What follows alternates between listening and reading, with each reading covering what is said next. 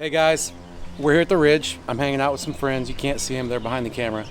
But this week's guest, Karina Nowlan, is somebody that hasn't been in the limelight for a while. A couple years she's been out of the scene, but she is one of the top female skiers of all time.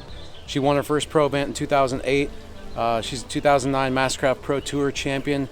Was the co-world record holder at one point with one at 41 off, I believe. Two-time U.S. Masters champion. She's got 2 bronze medals at the World Championships, and she's a junior World Championship tournament record holder. And she also used to jump. She's a phenomenal athlete, great person. Really fun to talk to her this week on the podcast. We talk about lake life. We talk about what it means to be a pro skier, why pro skiers ski. We talk about CrossFit. She's in the CrossFit, obviously, and quite a bit more. So hope you enjoy this one. And actually, next week's guest, Tyler Yeager, is right here. So that's what you got to look forward to. See you guys. I'm here with Karina. Karina, what is going on? Where in the world are you right now, by the way? I am in Vancouver, British Columbia, enjoying the lovely rain for the last 6 months. How much has it been raining this winter for you guys? Honestly, I think 5 months and 20 days out of 6 months, it has been raining. That's very specific. Apparently, Yeah. somebody's been counting. Yeah, I think it's like the worst rain record in history in Vancouver. Oh my gosh.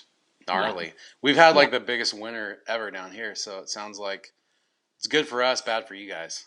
Bad for your mind. Yeah. I mean, when it rains, it means that there's so much snow on the mountains, which is amazing. But yeah, at the same time, the rain is pretty miserable. Yeah. So, but let's get this straight. You weren't there for all 5 months and 20 days of it, right? Because you did make a little trip to Australia. To your That home. is correct. And I think the 26 days I was in Australia, it rained for about 20 of them. It just followed you wherever you went. It's like, where is the sunshine? Yeah, yeah. So, in case you guys don't know who are listening, Karina's done a lot in the sport of water skiing, but she's been kind of doing her own thing for a couple of years, right? And hmm I wanted to get her on to talk about that stuff because people are wondering where the heck you've been. We saw a glimpse of you on the webcast this fall, or this spring actually in March. But tell us a little bit about the latest thing happening in your life right now. Well, right now, actually, in the last 2 years, I've been lucky enough to be working with this amazing startup company called Away Apparel. I have learned so much on how to start a company and work in this team environment and to create product and apparel and how that industry works in Vancouver. And if you don't know, a lot of big companies that are coming out of Vancouver, the retail market is absolutely massive. You look the likes of Aterix, we've got Mac, we have Lululemon, Kit Ace. I mean, the list just goes on and on and on. Yeah. So the retail sector in Vancouver is massive, and it's a very small world like water skiing. Everyone knows everyone. So it's been really great to work with them, and I'm doing a lot of the corporate connecting, which means that I am in charge of really connecting the gyms to our product and being able to create something from the ground up, which is really exciting. So I've been doing that and also coaching CrossFit. It is a passion of mine. I love coaching, regardless if it's water skiing, CrossFit, and just really making people better. People that doesn't matter if you're changing their life for an hour a day, and whether it's teaching a girl to pull up or, somebody to learn how to water ski, just crossing the wakes. For me, that's a huge passion in what I do. And I think that would be something that I'll always continue to do. Yeah. So, Yeah. so whose fault is it that you got into the world of CrossFit? How did that start?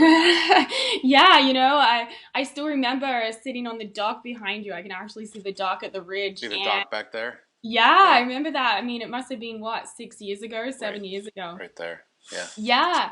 And I think that's when you just got your puppies. And we Mm-hmm. were talking about, CrossFit and dogs and life. And I remember I'm like, Jenny, just looking at her, I'm like, Jenny is just amazing. Like, look how fit she is. I'm like, Jenny, what do you do? Like, She's still pretty fit. it's unbelievable. Hey, Yeah. baby, come say hi to Karina. Yeah, she's talking about her first time, first exposure to CrossFit when Hi. Where are we Hi, at? Jenny. Hey. Yeah, I remember just being on the dock and Jenny was there, and I was like, "Girl, you're so fit! You're like, Like, what do you how can do? I be like you?" Yeah, and I remember she said, "Oh, well, I do this thing called CrossFit," and I was like, "CrossFit? Yeah, I've heard of CrossFit, but man, what's CrossFit? Like, Yeah. is it like a little boot camp? Like, I didn't really understand what CrossFit was." P90X. Sit-ups. Yeah, We did a exactly, couple sit-ups. exactly. Yeah. Do some sit-ups. Right? And until you really get to experience it, it was so funny because I think a week or two later is when I got my dog from this daycare. And right next door to the daycare, it was just like a sign literally popped up, CrossFit Kitsilano. No way. And I was like, CrossFit. And I thought of Jenny and you. I'm like, I'm going to try this. And Yeah. that was my first experience going in to the CrossFit gym. And I wanted to be better. I wanted to be a better version of myself. And walking through that door of that CrossFit gym literally changed my life. If I knew what I knew then, if I Yeah. knew what yeah, No, if I now knew then, yeah. exactly now then, I couldn't imagine how much of a better athlete I would be through nutrition, mobility, and just understanding how your body works. Yeah. And the community. I mean, in Vancouver, if anyone's from Vancouver, you understand it's a tight knit community. I've been here for 8-9 years, and to make friends is really hard. So, hey, you're like kind of going around, will you be my friend? Hey, do you want to hang out on the weekend? Because everyone's so cliquey. But as soon as you go into a CrossFit gym, that changes. You start to have this sense of community. You start to have a family.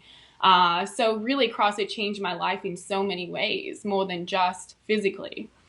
I've heard that a lot. CrossFit obviously offers quite a bit in the way of health, nutrition, fitness, helping you be a better version of yourself, but also community. Somehow, though, I feel like, and I've known you for a long time, you don't really have that much of a problem. You're pretty open and outgoing, so you don't have that much problem making friends. But I don't have that many in Vancouver. It's really hard. Except for CrossFit friends, and that's because it's never sunny there. I know. You don't I get think to go outside. It's true. It's Yeah. true. Other than water skiing and CrossFit, you spend so much time with these your family every day that they become a part of your life. Mhm. So you spend as much time with them in the gym, and then on the weekends, like, hey, do you want to go out and get a drink or get a taco or whatever? And they start to become your family. Yep. Which is what I love about CrossFit as a person walking into that for the first time. So let me ask you this: Is it filling a need that you weren't being able to fulfill through water sports, water skiing, or is it just kind of it was a shift that you needed, kind of a change I that think you it's needed? both, yes and no. I think when I was in Vancouver, it definitely replaced the time that I would have on the water. When I lived in Florida and I spent so much time there, you have so much time at the lake and you're outside all the time. In Vancouver, in the city, it is the most amazing city. And to speak of cities in general, I'm not much of a city person. There's only very many cities that I could live in the world, and Vancouver would be one of them, purely because I live in North Vancouver now. I literally can walk 5 minutes and be in the mountains camping or hiking. That's awesome. Yeah, like that way we can go to Whistler, which is an hour and 10 minutes from our house. We have 3 local mountains, which we can be up there in 15 minutes skiing. There's so much to do in Vancouver adventure-wise, and that's what keeps it so new and exciting. But as CrossFit, going from skiing my whole life as an athlete, moving to Vancouver, I had to drive 2 hours to Abbotsford to get one ski set. Yeah. It wasn't ideal. It wasn't what I was used to. So the gym did, in that sense, replace, at that time, my water skiing, yes. But now, 6-7 years later, I would say CrossFit is completely different. I love it for different reasons. It is for people coming into CrossFit, what do you want to get out of it? Do you want to get a workout? Do you want to do this for fitness? Most people that walk in just want to look good naked, Or do you want to compete? Because, they're two different things. You got your sport of fitness and then your competition CrossFit. And, of course, me being the competitive person I was like, I have to win at everything. So that's where CrossFit can, take you to, 2 different roads. And I fell in love with that, the idea of being good. And my dream was to be like, I just want to make regionals and get a t-shirt. Yeah. That's all.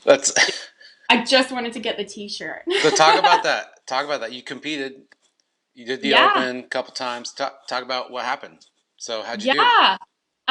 So the first year, unfortunately, the first workout I did way better than I expected. It was my first ever, second ever open, and I think I was in the top maybe, I think I got 36 on the first workout in Canada West. I was like, whoa, like I didn't expect that. To be in the top 100 was really cool. Yep. And the second workout, I actually blew my Achilles.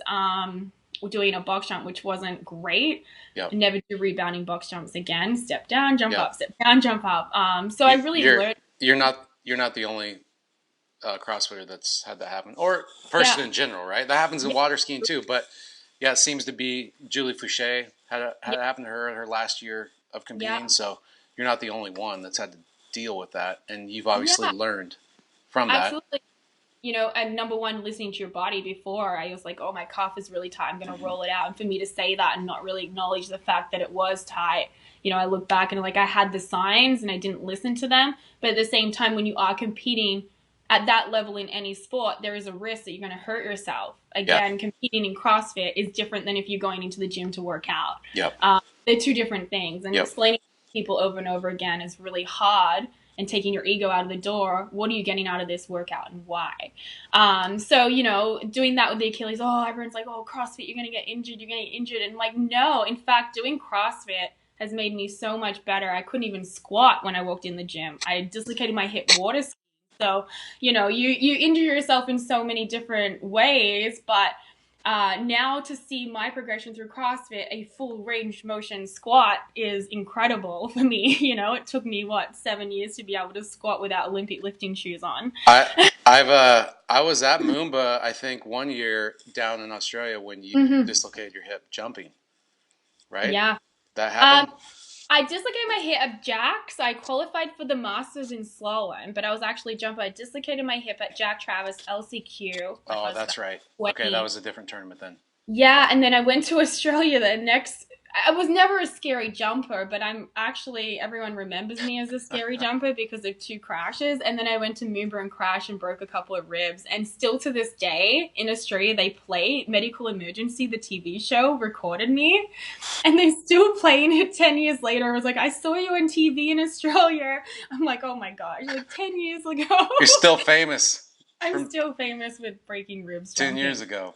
Well, yeah. So you watched the podcast I had last week with Brooke Ince, and I mean, we kind of talked about that, like CrossFit as a means of allowing the athlete or the individual to become a better version of themselves. And yes, you did rupture your Achilles doing it, but you've also steadily made gains, ever since you started. So absolutely, yeah. And it's important. So that leads me to this March. You popped out of nowhere. I had no idea you were going to ski Moomba. And I see you're on the list all of a sudden. I'm like, oh, I better watch this. And you were down there, for a couple weeks beforehand, training with your sister? 12 days. 12 days. 12 days. So talk about that trip. Yeah, it's so funny. I have two sisters. A lot of people don't know. One's 15, one's 17, Leah and Sierra. My eldest sister, Leah, she's very much into swimming. She's competitive swimming, amazing. She still skis for fun, but my youngest sister is what I would call very competitive and a little version of me. And she is a skier, and she, out of nowhere, the last 2 years decided she wanted to ski. And she broke my Australian under 14 record.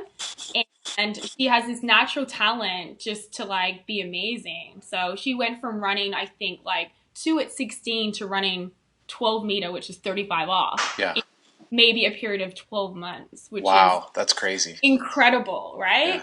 So she wanted to ski Big Moomba, and I was like, if she gets in, what a great opportunity it would be to stand on the dock with her.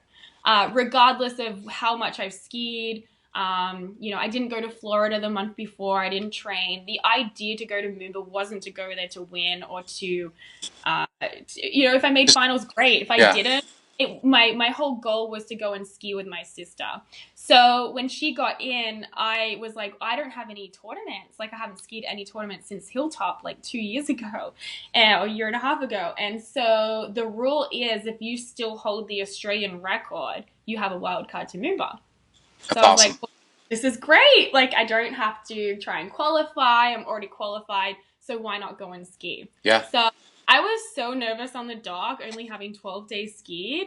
But at the same time, I was so surprised on how quick I bounced back. Like the 2 weeks training at our local site, hanging out with the most amazing people in Newcastle, young kids, getting to ride in the boat and coach them. That whole journey meant more to me than the results at Moomba. Yeah. So I didn't really want to look back. And as much as I was disappointed with not skiing even remotely close to my ability, I looked at the whole picture and was like, I can look at this as a disappointment in myself, or look at it as like, this is a really great experience, and I got to ski again and stand on the dock with my little sister, which is really cool. I never thought I'd do that. So I was really proud, big sister. I think the biggest picture I had was me and my sis on the dock with a ski together. So That's pretty cool. Yeah, absolutely. Pretty cool to get to do that. So let's backtrack. How did you feel those 12 days before skiing Moomba? How did you feel as far as skiing? Like, were you running 11? Were you like struggling to run 11? How did you feel? No, I mean, we skied at probably the hardest water ski site in Australia. It's so backwashy. There's actually a video of me on Instagram. You watch it, and it's at 12. You watch my ski. And you can't really see it until you see the ski bouncing. Wow. And I love conditions like that. You give me some challenges, I'm like, okay, let's have fun. You know, I've been to a couple of photo shoots with you and like, give me a triumph and let's see how short I can go. Blow out my feet. Like, I love that. So I think the third set I ran 38. Wow. In 2 years. Yeah. That's crazy. That's a testament to what you've been doing off the water, obviously, but also to your ability. You know, you've been skiing long enough that, it doesn't surprise me, but it is surprising. That's crazy. So what about the tournament?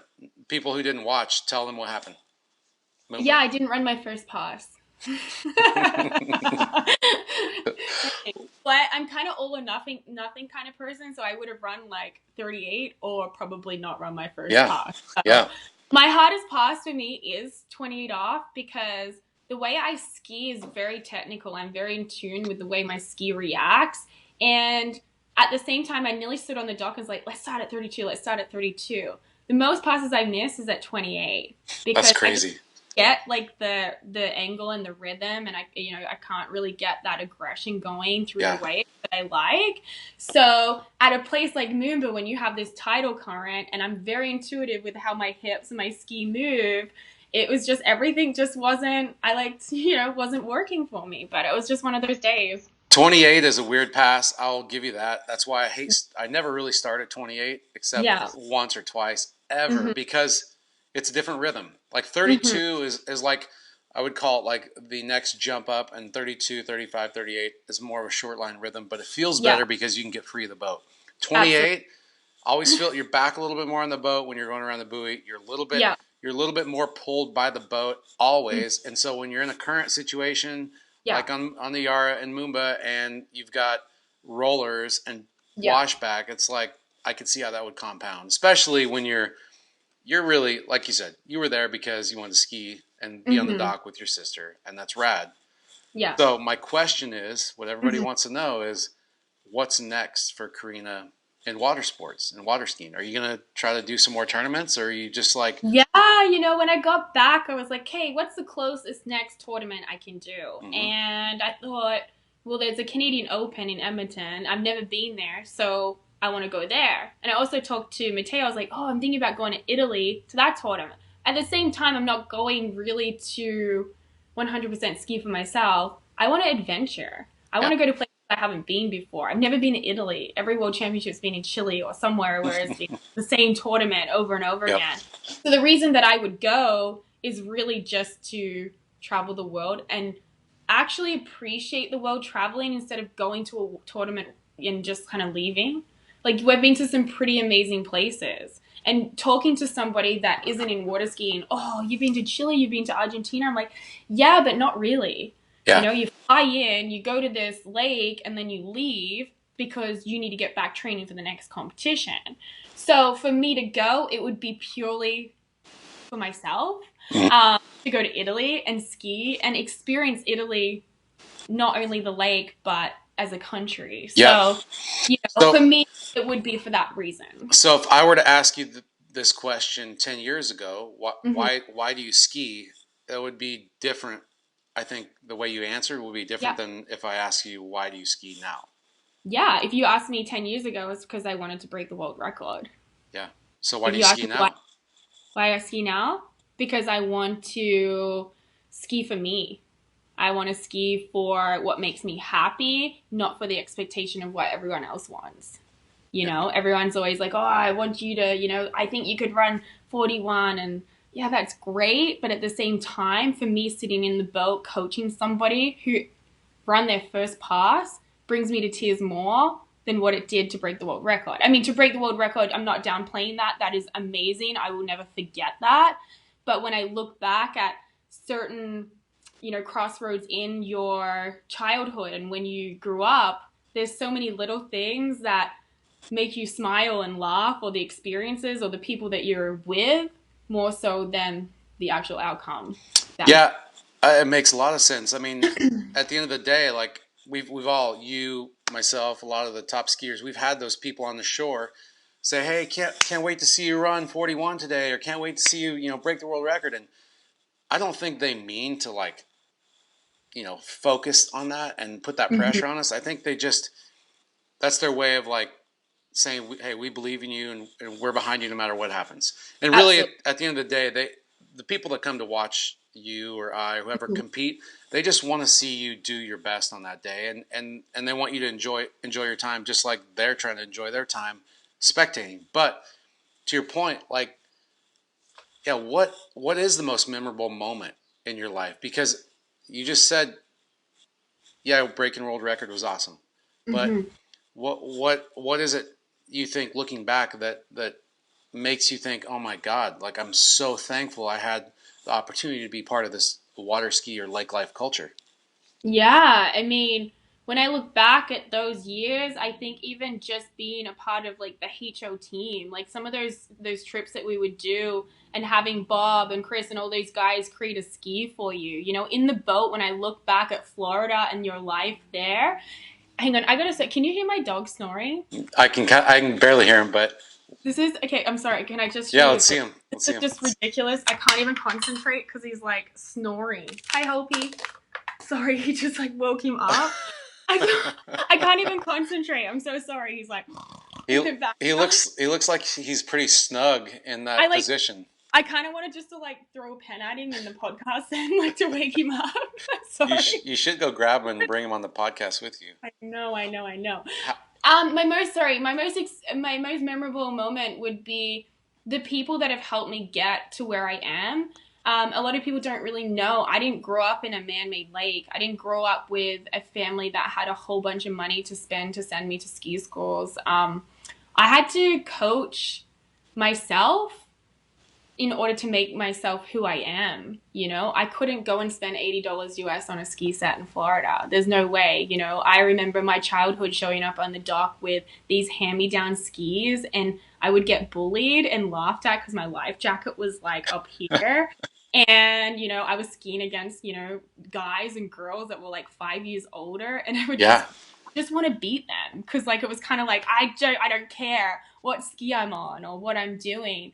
So coming from a childhood where we didn't have the money to really send me places, I feel like the biggest accomplishment is just getting to a world championship, just getting to a pro tournament. For me, before I broke the world record, that itself was such an achievement, and I was so grateful just to be there. I don't know if you know, but I used to watch you, uh, James, these guys ski. You guys just had this different way of skiing. I remember when I was about 19, I would watch these videos on YouTube and I'd be like, there's something different about the way they ski. I can't quite grasp it. And I think it has something to do with the way that yeah, they our butts back. yeah, the way they're able to edge change and control their ski in the line. I was watching the rope. I was like, no one else is skiing like that. They're doing something different. And I would just watch hours and hours and hours and just take notes and take notes. And I wanted to ski like that. A lot of That's people are like, awesome. oh, your technique is so amazing. If you saw me slalom 10 years prior, I was not like that. I was like the bow and arrow, shoulder in the water. I had no idea what I was doing. So But that's cool that yeah. you were so passionate that you actually took it upon yourself to Hmm. do whatever it takes. Which that is the key to success. When you look at humans being successful in any endeavor, any industry, any job, any passionate career, Hmm. it's the ones who do the research and do the due Hmm. diligence and spend the time, which is what you just said, watching videos, taking notes. Hmm. What's interesting about what you just said, though, is you, myself, and Jamie Beauchesne, the three of us, we're not even skiing tournaments anymore. I know. Like we're not even in the sport. That's crazy. It's But crazy. at the same time, that might speak to the way that you ski as well. As crazy as it sounds, I never snow skied until I moved to Vancouver. Mm-hmm. But I knew, and I could tell by the way you guys skied, you knew how to control your skis. You had some kind of athletic, different approach to the way you understood how to stand on your ski that no one else did. And, I remember just being like, they're so much taller. They're so much more over their ski. Their arms are straight. The line is tight. Mm-hmm. There's something different here. And just watching the way you move left and right, it was very simple to me looking at it as a coach, not as an athlete. Yep. And being like, I want to ski like that. So I would just watch this over. How do they move left? Oh, they're just shifting their hips. Like nothing's moving. Like, hey, this is different than what I've always been taught. Yep. So as a 19-year-old going, okay, I'm going to go out and I'm going to learn to free ski left and right without even shifting my, shoulders. Teaching yourself to ski like that, it took me a year, but I was so passionate. I would go out in tailwinds. I remember I was on a Connolly F1 at that time, and it was a hard to turn on your 135. Yeah. So it was really hard. And I remember at that time I was coming in tailwind, and I said, no one else was skiing at Stony Park that day. I said, I want to go out there. I want to learn to ski in a tailwind. It was white capping. I said, I want to see how far Awesome. I can turn with blowing my fin. People are so afraid to fall slaloming. Oh, I'm so sorry. You drive the boat back. I'm sorry I fell. I'm like, no, I'm happy you are because you're pushing your limits. You're understanding how your ski works. Go out in white caps and know how to turn your ski and know that what your limits is on that particular ski or your fin setup and how you can actually attack the turn. So I remember this one afternoon, I must have spent 3 hours just take me back the tailwind. And I was shortening the rope, upping the speed. I think I went up to like 57K. And I was like, just trying to blow my fin out. People were like, how do you know, like learn? I love tailwinds. I was like, teach me to ski in a tailwind. I was like, what? You know what? You just have to like go out and practice and practice and practice. Because people are so afraid of this tailwind. And that itself also taught me how to move left and right and be over your ski. If you to be more efficient. Yeah. Absolutely. So I look at a tailwind now, I'm like, wow, this is so much easier than a headwind. I don't even have to pull through the wakes, right? So that's Let's how not get carried away. a little bit. I would take a headwind 41 any day over tailwind. But 41. it's so much more energy to drive through the wakes. Oh my gosh. I got to work a little harder, but I can get 4 more buoys. Come on now. Speaking to the CrossFitter, more energy. My God. Yeah. So listen, what would be one thing, because you still coach water skiing off and on, kind of like me. What's one or two key misconceptions that you still see people trying to ski with, or one or two things that fundamentals that you try to tell people, kind of basics? I think I'm very simple coach, and it's amazing. It doesn't matter if you're a beginner or advanced. I'll always probably go back to that exact same thing. There's a few things that I always talk about, and number one is rope control. I like to look at the rope, and if the rope is slack in the turns, there's something going on. So I like to say, hey, I want you to imagine that your arms are an extension of the rope, and imagine if the rope is a lighter force. Imagine it's like a piece of cotton. Are you going to lean against it to move left?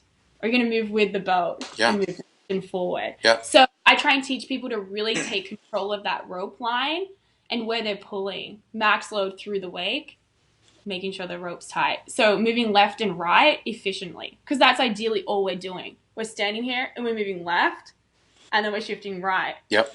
Right? Yep. Very similar to what you would teach somebody if they were snow skiing. You're just moving left and right, and you're teaching them how to control the edges.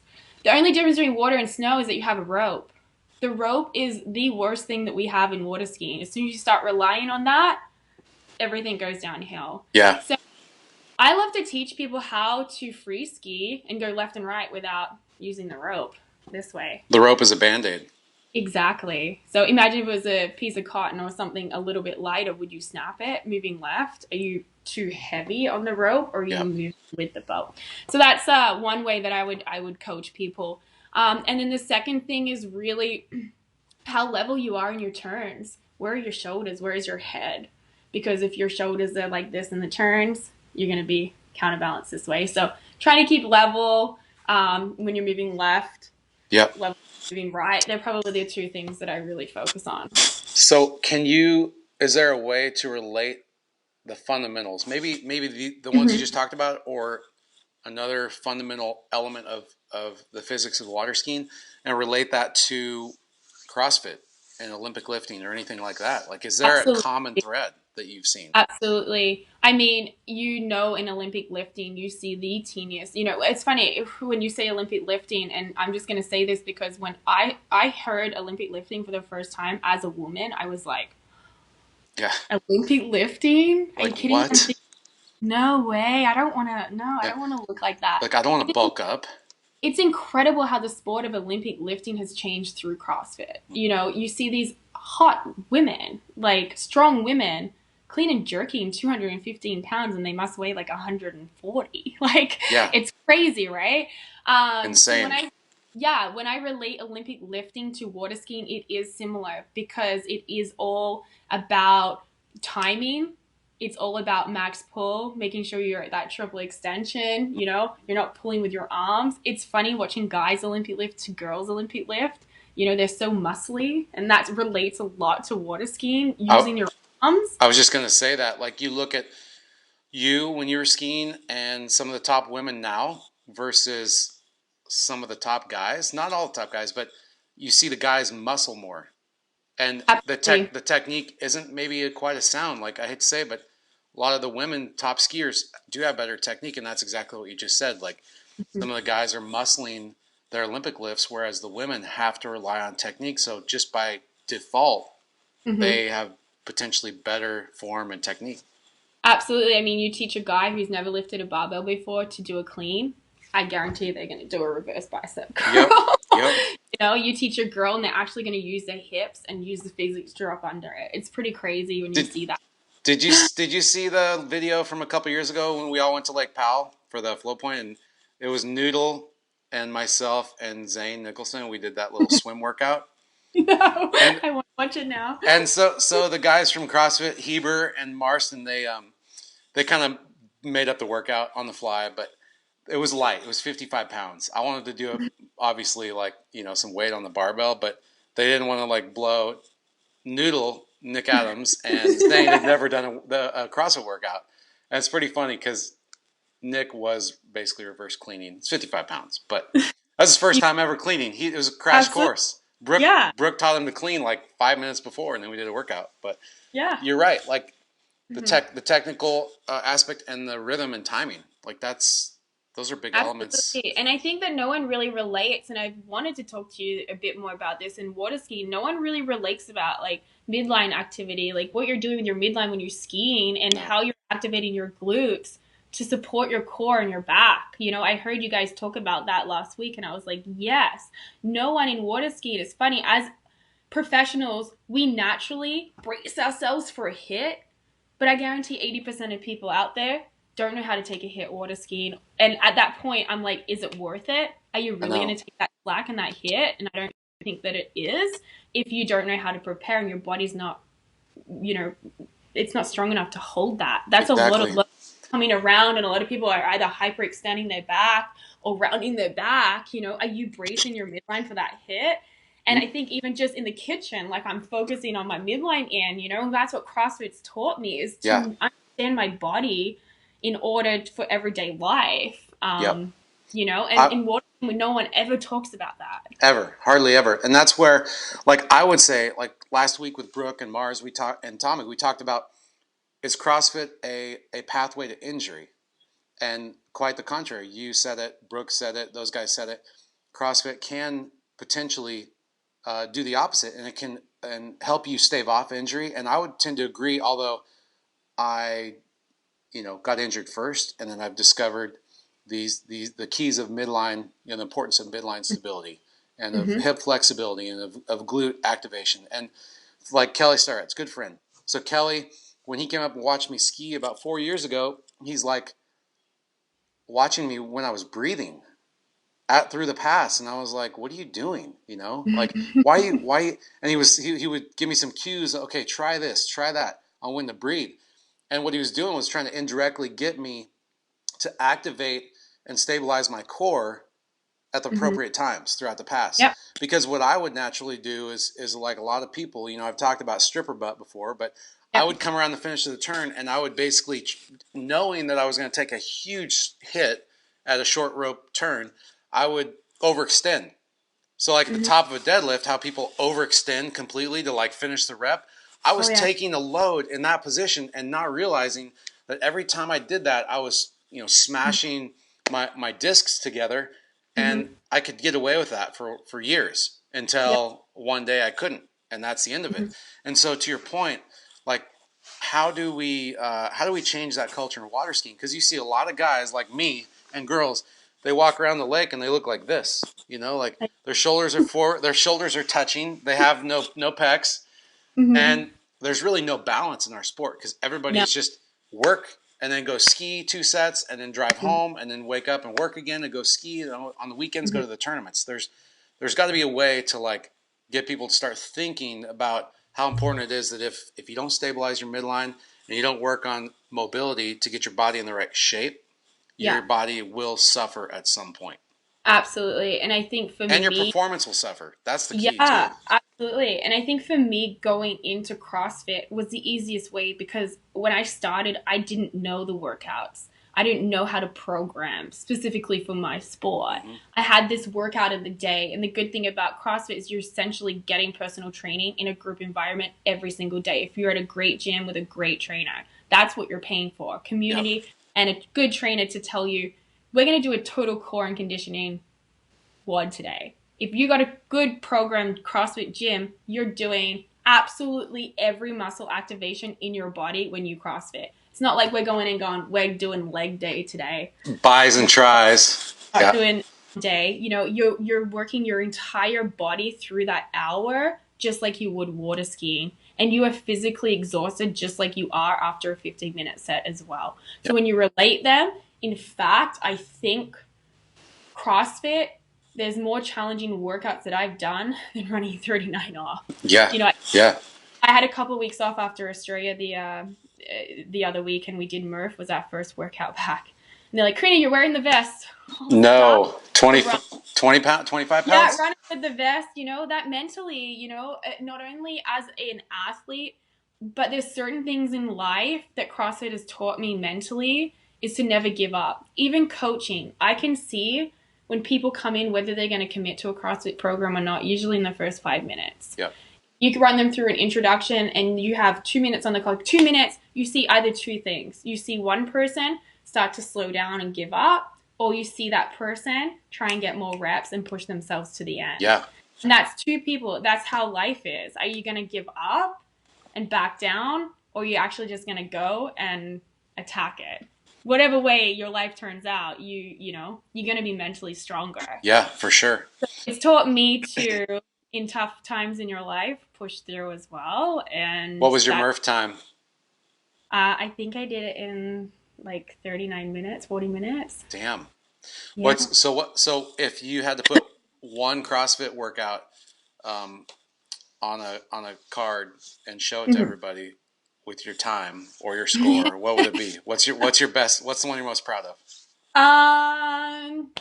I think I like Fran. I actually saw you doing Fran, so that's why it actually came to my mind. Oh God. Do you know Carissa?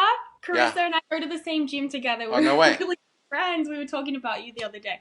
So Carissa loves CrossFit. She used to be a professional water ski jumper, if anyone knows. Really good, and probably somebody you both need to get back on the water more regularly. Yeah, So you should team up. You should I find a place to know. go I commandeer a boat, and take Yep. Carissa out and start skiing. That's I your know. homework. That's fantastic. And so Chris and I were giggling when we saw you doing Fran. Oh, the one in Colorado over Christmas when Took me You over watch, 9 minutes. you see Marcus do Oh my Fran? God. Well, I here, think my Fran time is 3:12. that's fast. Never done under 3 minutes, but it's been the same for about 3 years. That's I don't know if awesome. I'm getting fitter at CrossFit or not. It's funny because like the first time I did Fran, it was like 3:15 or 3:16, and Wow. I had no butterfly pull up, so it was like, you know, Wow, you did that just all unbroken for sure. and then I didn't do it for a couple of years, but I talked to like Parsons, and Yeah. Nick Parsons, great skier, good athlete, really tall. You got to move the bar a long ways. Got to move your body a long ways. And I was like, dude, what? He's like, yeah, I got into CrossFit. I've done this one called Fran, and he told me he'd done it in like 7.5 minutes, and I was like, dude, what the hell's your problem? Is what I was thinking. But but but he's really big, so it's a Yeah. really hard workout. He's tall, Yeah. and then like I got hurt a couple years later. Tried Fran, and last year it was like 7.5 minutes. I'm like, what happened? And then again, I did it again at elevation, and it was over 9 minutes. And I was thinking, this is ridiculous. Like my fitness, CrossFit's good because it can show you where you are in your fitness. So I know. obviously, over 9 minutes to do Fran, and I'm obviously off the back as far as fitness level goes. But Yeah. I protected my back when I did it, and Hmm. that's what I'm most proud of. And I didn't hurt after it. When I did it Yeah. a year ago, before I got these injections and stuff, I hurt, and Yeah. for like 2 days after, I was sore.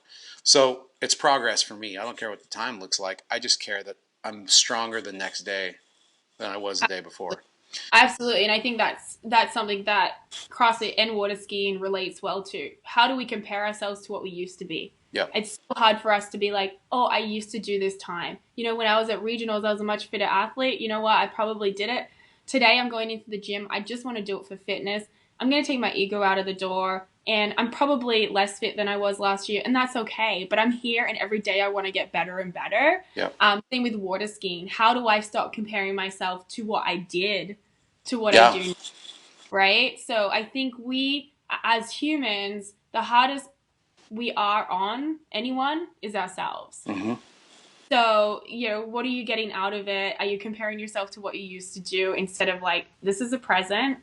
What am I going to do in the future? Yeah. Not what, no one cares what you did in the past. Like, that's all irrelevant, Well, I think to your point about competition, because you are a very competitive person, I kind of am at times as well, and I think that's an innate human trait. Like we all Mm-hmm. learn to compete.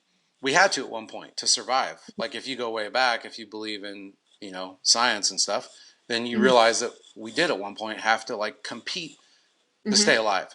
Now in 2017, humans we don't have to compete to stay alive anymore, but we still have these outlets, whether it's personally being a part of it, a participant, like in a sport like water skiing or CrossFit, or watching it on television, watching football, baseball, basketball, cricket. We're trying to still feed that need that we have for competition. But for you, my question is, because I've thought about this for myself, if you got back into skiing and you gave it a good go for a year, do you think you'd be better served as far as your overall performance, or would it be detrimental the fact that you're not like I got to win at all costs, I got to break the world record mentally? You're in a different spot. So Mm-hmm. would it help you or hinder you? Because I feel like you have a better mindset now. I almost feel like you could ski better because you're not Mm-hmm. so aggro about trying to like beat all the girls on the dock, about Mm-hmm. trying to beat yourself up, basically. Mm-hmm. You know? Yeah, I agree. You're going out there to ski for yourself and be the better version of yourself. And when I skied back then, I didn't have CrossFit. I feel like I'm mentally a stronger person than what I was back then as well. Plus, I'm nearly 30 this year, so Oh life my is. gosh, you're getting I know, old. I know. 3-0. I can't believe it. I'm actually am having a little bit of a midlife crisis. My dad said I had a conversation with my dad when I was in Australia. I said, Dad, my dad's got into skiing. If you don't know my dad's never skied. He's always driven the boat, and he's Yeah. got into skiing the last year. Calls me about fins. He tells me how to move my fin. He's like, sorry, Fin Dad. Whisper, Southern Sorry, Hemisphere version. sorry, Dad. But yeah, we had an argument in Australia. You should move your fin this way. I said, why? Like, tell me why. Yeah. Well, that's what the boys at my unit said. Yeah.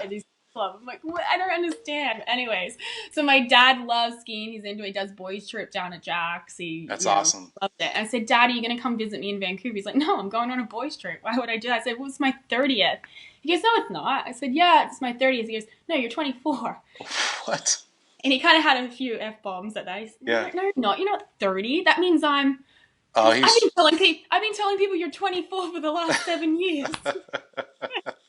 Anyways, my dad is pretty funny, but That's classic. yeah. So you're having a little bit of a meltdown yourself over it. Yeah, I think in your 20s you can get away with just being like, yeah, I haven't figured it out, and then 30 hits, and you're like, whew, okay. I should start figuring it out. Yeah, well, you know what? I think we're all still trying to figure it out. I'm still trying to figure it out, so who knows? Yeah. Who cares, really? Yeah. Well, it looks like you figured out pretty good at the Ridge. You have your gym, ski lake. I'm coming to move in. You should. Yeah, lake's looking really good right now. It's nice, that's incredible. It's like 80 degrees. The water's calm. I got the new boat. I haven't really used it much yet, but yeah. Amazing. You got to come down. Jenny obviously wants to hang out. We got the gym. We got the lake. Perfect. Maybe a little boot camp. Get your butt down here. That's all I need. Well, what else? What else you want the world to know? I want personally. You didn't really answer the question. You said you're looking at Edmonton tournament. You're looking at going to Italy. But what are you going to ski? Like any local tournaments, like Hilltop? Are you going to try to kind of get your feet wet? I would love to do the Hilltop tournament. Anyone that doesn't know Hilltop is probably the best lake I've been to. Gordon is amazing. His family, again, it's just like that experience when you come into the lake is like you entering your CrossFit gym, your family, your community. For me, Hilltop has been my family and my community. It's an hour and 45-minute drive. Totally worth it. Yep. Every time I go down there, I have Dave Wingooder from HO. He always meets me up there. Shannon. And you know what? I ski there and I fall in love with water skiing all over again. So it takes one set for me just to be like smiling. Like, okay. And I go out and the first set, I put my boots on. And the first thing I think is, oh gosh, I hope everything stays together. I hope I don't like crash through the gates, that first pass after a while. Run my first pass, happy that I run my first pass. And my whole idea is like, I'm just going to go out and run some 28s and 32s and just have some fun. And I get down the end, I'm like, okay, shorten it. Yeah. Okay, I'll go shorter. Okay, go shorter. Just go a little bit shorter, yep. And so that little bit of that competition comes back in for myself. Like, I wonder if I could still run that pass. So, by the end of the weekend, I can't move and I go back. and then you don't come back for 2 months. So you should make it happen every week. Yeah, I already text those guys that I'm coming down. So as soon as it gets warm, ski a little bit. And Will comes up here a lot in Vancouver. So if he comes up with Nicole, I like to go meet them out in Mission where they ski. And again, it's about the people that I'm around that really excites me about water skiing. I think in Vancouver, I've been so isolated with no one really here. If Brianne and Will come, completely different, So I think water skiing for a lot of us is who we have in our boat, who we have in our corner to help us, and figuring that out. But I would love to do the Canadian Open. I've already talked to those guys about entering, so that's one tournament that I thought I would do with Hilltop and keep it kind of on the West Coast. Awesome. That's cool. Yeah. Well, I know a lot of people are excited to see or to hear that you might start skiing a little bit more. Mm-hmm. No pressure. You can do whatever you want to do, but I have no pressure anymore. You know what? Maybe 5 years ago you said that, I would be like, oh. Yeah, I know. It would get under your skin. No, I'm just stoked because I think what's cool about what you're telling me is I feel like you're doing it for the right reasons. Like before, you said you had these great accomplishments, but if I'm reading too much, tell me. Mm-hmm. But for me, it was the same thing. Like it was almost an empty sort of a feeling when you push so hard and you dedicated so much and you compromise the rest of your life for this one thing. Absolutely. But then you would get that nugget. You would win the U.S. Masters. You would be on the podium at the World Championships, and you walk away from that event like, okay, what else is there? Like I must be missing something, And no, I totally understand. For me to move to Florida is a huge deal. I'm Australian. I don't really know anyone. Honestly, I know a lot of people that love Florida. I love it for water skiing, but it's not who I am to live there. It's not what I come from, it's not home for me. Yeah. It was great to visit, it's great to ski, but for me, it wasn't a sense of home. Yeah. So, finding that home to me was really important in my life, and that emptiness and trying to have both of those things at once just didn't align Yeah. with my situation at the time. It was really hard to be like, oh, it'd be so great if I lived at a lake and had my family there, and I got to see them every day, and I didn't Yeah. have to give up so much. But a lot of people in reality do have to give up their family, their friends, their life in order to, Pursue a dream.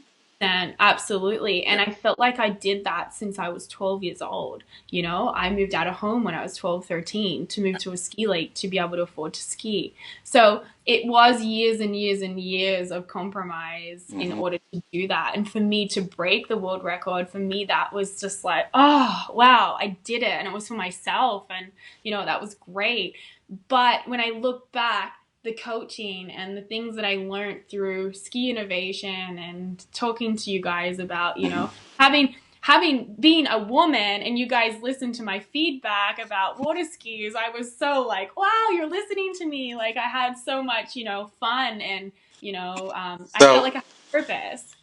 and I agree. That's the most important thing. Like, why do people ski? And I hate to say it, but I don't think everybody's skiing for the right reasons. And that to me tells me that if and when you do start skiing again more consistently, you'll be doing it for the right reasons. And like we want you back. Like we want you riding the new stuff and helping us develop the next great, best ski. And we just want to be able to hang out on the dock. So we're looking forward to it. And hopefully you come down here to the ridge and do some skiing with us, and Jenny can run you through some workouts and I'll watch or film I would or love something. to. Yeah. Yeah, But love to. well, this has been fun. Thanks for joining on this thing. And Thank you for having me. if I'm pretty stoked that I got to go after Brooke, but I know it wasn't planned. I texted you. I was like, "You want me after Brooke?" I know that's funny I think because he's like, one of my heroes. I know Brooke is awesome. Brooke, and she's really good person. Obviously, really talented athlete. I wish I would have had video last week because you should have seen her. She was like stiffest neck in the world, drinking LaCroix out of a straw. Oh, But she's going to be back, and obviously you've been through injuries, ruptured Achilles, dislocating your hip, broken ribs. She's going to battle back, and I think she's like you, having an insight or not an awakening, but she's like, if I get to compete again, that's my goal, but it's not basically everything. She didn't say that, but that's kind of what I yeah. read between the lines, and that's where you're at as well. Like, yeah, you want to get back and do some tournaments, and you're getting the itch, and I'm the same way, but if I ever get to that point where I can stand on the dock at a pro man, it's not going to feel the same, and I'm not going to be looking at it the same. It's going to be, Yeah. I feel like it's going to be a better experience. So, Yeah. I think when you ask me like the biggest accomplishment for me in Vancouver, I've coached this ski clinic that I've done. I do 2 a year at this lake called Saginaw Lake. And you get on the ferry, you take your car across to the main island. It's actually on the mainland, but you take a ferry to get there. So it's on the Sunshine Coast.